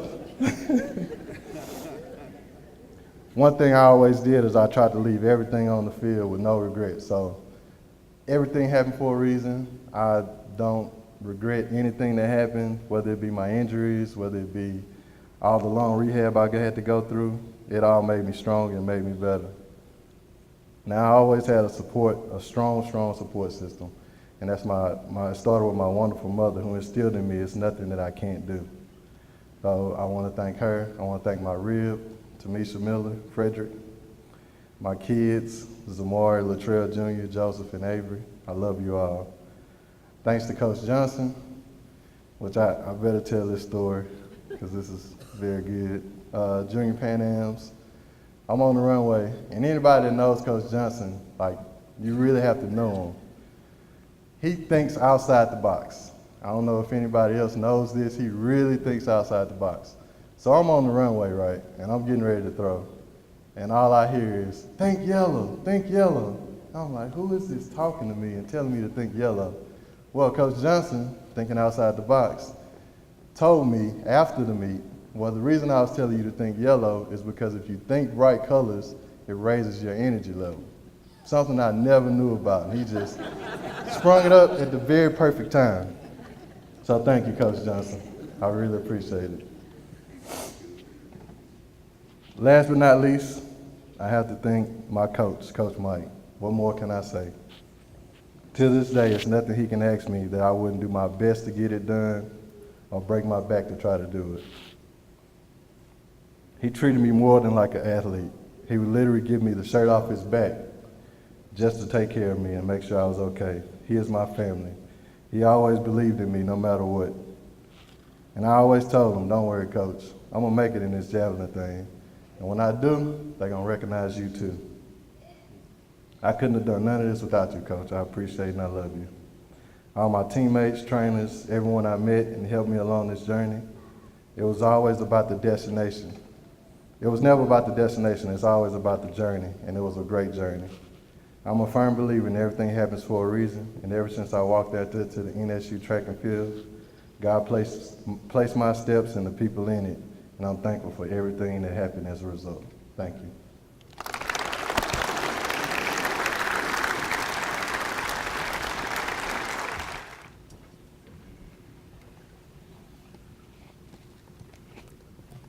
So that's a guy who doesn't like to speak, huh? What a job. Wow. Great job. All right, I want you to place yourself back in 1988 and put yourself in this position.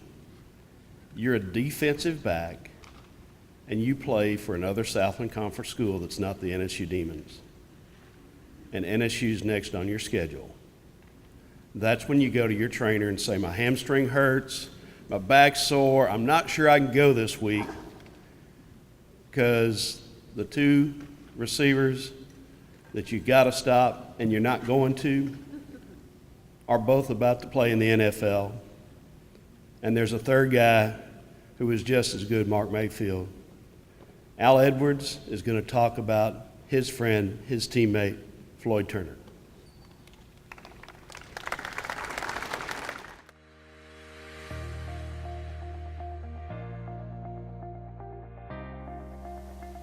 Greetings, everyone. My name is Al Edwards. I'm a 2009 N-Club inductee. Very humble by being included in such an amazing group of individuals. And I now have the honor of introducing yet another amazing gentleman, a man that has been very dear to me, served as my mentor, my teacher. He is my brother. And more importantly, he's my friend, Mr. Floyd Turner, Jr. I haven't been knowing Floyd for over 30 years now, 33 years to be exact, and he's always been the same. He's driven, he's focused, he's motivated, and he never settles for less than the best. I remember back in '87 is where our friendship started to grow. I was a running back, switched to the wide receiver position. Well, Floyd, better known as Train, was the leader at that position. He was the man. And I knew nothing about the wide receiver position, never played the position before. But he recognized it, and he being the leader that he is, he took me on his wing, and he taught me everything I needed to know about becoming a first-class receiver. I will never forget that, Train. You made a mark in my life that can never be erased. Thank you, man. Your dedication, your hard work, your commitment set the bar for our wide receiver position. And not only for our position, but for the entire team. Your hard work transformed from the practice field to game time, where we ultimately won a conference championship. You know, I was thinking about what is it that I can say about my friend in celebration of this wonderful occasion.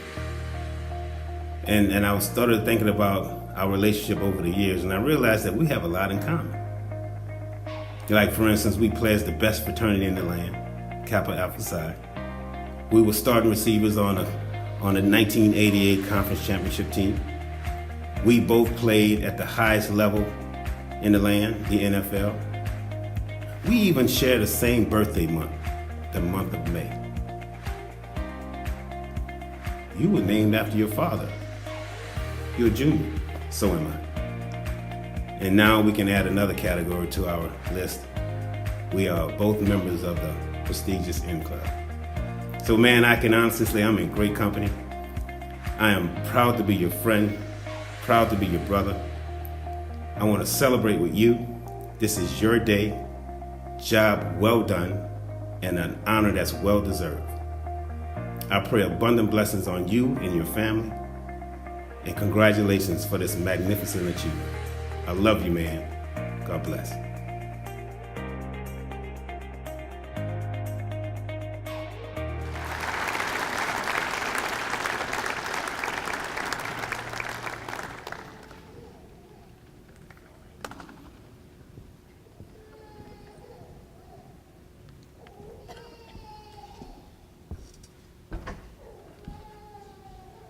I have no idea how to go behind that.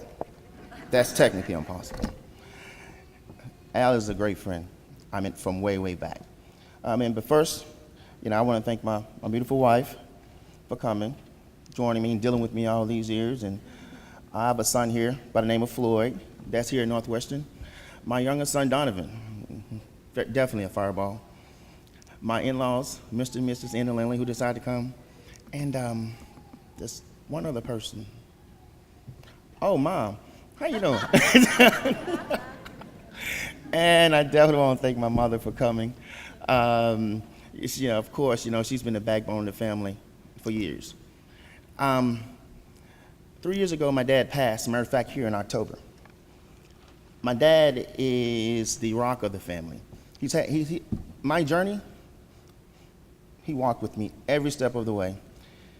And he had a saying, and it took me a long time to get it, but I never forgot it. He's a son you can give out, but you can't give up. But my dad wasn't an athlete. All he was a working man. And all he wanted me to do was work. And that's what he did. His son, you can give out, but you can't give up. So me, I didn't want to work. But I wanted to play football. And I found out a long, long time ago that, football was my spot because my family was basketball, baseball. I tried them all. But then I asked my family one time, says, hey, do we have anybody, that went to college, played basketball? Because we were great basketball players. They said no. I said, what about baseball? They said no. I said, what about the pros? They said no. I said, we might not be that good in basketball and baseball. So I switched over to football. So I was first of all, I want to say, the N Club. This is definitely an honor. I've been around, I've had a lot of honors, but being at Northwestern and being inducted here is probably one of the greatest honors of my life. And I know my dad will be proud, but one of the greatest honors of his life was when I walked across the stage and got my degree from Northwestern State University.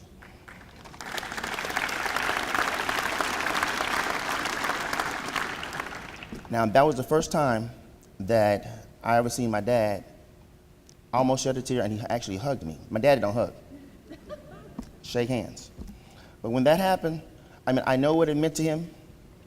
And since I realized I was the first one in the family to graduate from college and the first one to go to the NFL, it calls for a proud moment. So I'm going to tell you this. I'm going to tell you, I was really destined to be here. I'm going to let you know that. At Northwestern State University, I was predestined way before I got here. Because I was in high school in Mansfield. I was injury prone, as Coach Goodman would know. Right before I got here, I tore a cartilage in my knee, surgery. Came here, slammed the finger in my door, had to be reattached, surgery. Then, of course, I got hit by a train. Yeah, that's why they got the nickname Train. I got hit by a train. It was kind of in the way. But I needed to have that surgery on my knee, and we went to the hospital, and the doctor says, well, you need surgery, and no problem, we'll get to it in October. And I said, Dad, I can't do it in October. I got football practice in Northwestern. He said, well, the man says it's October. I said, can I talk to him? He said, sure. I went and talked to him. I said, hey, how you doing, sir? My name is Floyd Turner, and I play for Northwestern State University. And I need a surgery earlier than that. He said, oh, why you didn't tell me you play for Northwestern? Yeah, next Wednesday, good. I went to my dad. I said, Dad, he said, can we go be there next Wednesday? He said, yes, what did you tell that man? I just told him I was Floyd Turner and I played at Northwestern State. Son, you don't play at Northwestern State University. I said, I will as soon as I get there. As soon as I get there. So, I already pre-planned and predestined that part. And before this is over, I'm gonna tell you the ending of this story. Now, when I got here, this school's different. This is a family. This wasn't just a school that I came to play ball. It wasn't that someone I came to get a degree. They made you bond even when you didn't want to bond. I set off by myself and they would talk to me. I would go somewhere else and do anything, they would pull you in. And even to the point where, I see someone in the stands, I'm gonna mention his name. David Chitman used to wake us up and make us go to church. I said, Chit, you need to go, bruh. He was like, nah, man, y'all need to go to church. Y'all need to go to church. And that bond here at Northwestern is sacred to all of us. We have walked this walk at a journey in life, but it started way back when. Everyone here that came here understands it. They feel it. Every time I came back here, it felt like home. I go out into this world, and it's cruel and cold out there. But when you come back here, the love and appreciation, it's just unbelievable. And everyone, if you go different places, you see how many people from Northwestern is around. And of course, they all love each other. Now, there's a man here, when I got to Northwestern, they're gonna argue with this 40 time. Coach Goodman think I ran a 4.7, Coach Leon Jones think I ran a 5 flat, but I ran a 4.65. I ran a 4.65. And football player, I felt I was born to do that. But I met a guy named Leon Johnson. I asked him, could I come on the track team? And he came, and that man, I want to thank you for teaching me how to run. In 4 months, I came from that 4.65 to a 4.38, and it's changed my entire life and my career. That takes me back and gave me back to Coach Goodman. I walked in his office. Hey, Coach Goodman, how you doing? How you doing? I'm Floyd Turner. I want to play on your football team. Can I walk on? I was a walk-on. He says, well, yeah, Floyd. Go get a jersey. What you doing here? He thought I was somewhere else. As great as Coach Goodman is, and I'm going to tell on you now, Coach, as great as you are, he is not Superman. He's Batman. Because he forgot his teammate, Robin. No one ever mentioned this, but Coach Goodman is probably one of the greatest coaches I've ever seen in my life. And I've had 4 great ones. It takes a village for this. It really does. To get us up here, it takes more than just one. But his coach, his offensive coordinator, Coach Cox, they was a tandem and team. To brew the greatest team ever. 1988 and 98, it was one of the greatest. And I had to be blessed to be part of a receiving corps called the Jetsons. When I first got here, and I wondered where my work ethic came from. Besides my father, that was our receiving corps called the Jetsons. Man, those guys were great. I would call their names, but that would do them injustice. They were called the Jetsons, and they said, ooh, the best receiving corps in college football. I said, okay, I want to be part of that. So every day after practice, not one day, not 2 days, every day after practice, we had to train for an hour. Every day after practice, we had to do routes for an hour. They wouldn't let anything left. Then I'm gonna call this name, the great Odessa Turner was 2 years older than I was. And Coach Goodman, by the way, thank you for not moving me to safety. That wouldn't work. When he left, I was standing there, I felt like I was alone. So every day I ran, every day I trained. Then that's when Al was running back and Mayfield was running back. They came over and it felt like home again. It felt like home again. So I didn't just take them under my wings because I felt that's what I had to do. I took them under because they were great athletes. They was great and talented, and they were friends. And all 3 of us are frat brothers. And, being here at this great university, being here part of this great university, it's probably one of the greatest accomplishing things in my life. Now, I told you I was going to tell you why I was destined to be here, right? I'm destined here because, this school was established in 1984, right? I got here in 1994. And I wore number 84. Everything happens in 3s. I just want to let y'all know, I want to thank you. I want to thank you for being here. Oh, and this in club here, now I'm a legend. Now I'm a legend. I've always wanted to be one, but today I am one. So, and thank you guys, and I love you.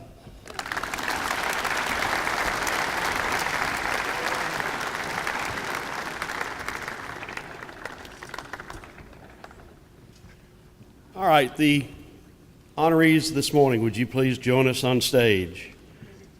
Dr. Rich, Jerry Pierce, Barbara Tuns, Larry Terry, Ed Evans, Ricky Mack, JJ, Latrell, and Train. He really did get hit by a train.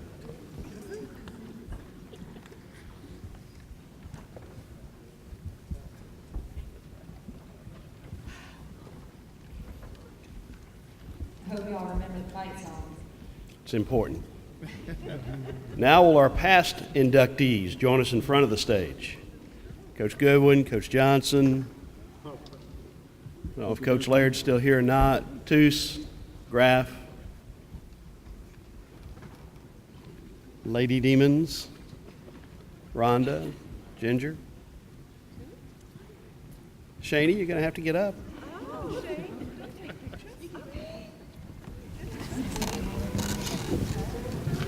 While they're coming up here, I just want to reiterate how special this is. I mean, look at all these people here.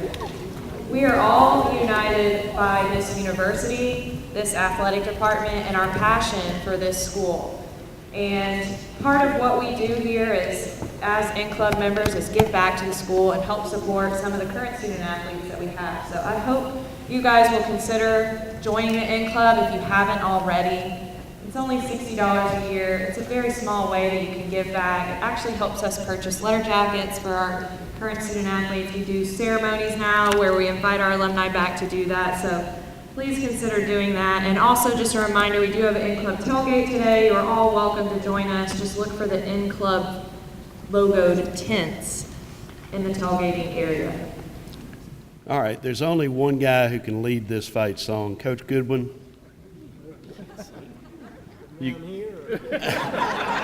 Haley, will you want to lend the microphone there? You can lip sync if you need to a little bit, because I think enough folks. Go, demons, take the field. Northwestern demons never yield. So fight, demons, win tonight. Victory is on our side. Go fight, win. The white shall ever reign. Filling the air with battle strain. So demons forever stand and fight for dear old demon land. Hey! Forkham, happy homecoming. Congratulations to the class of 2018. If y'all stay up here for pictures. Thank y'all all for being here.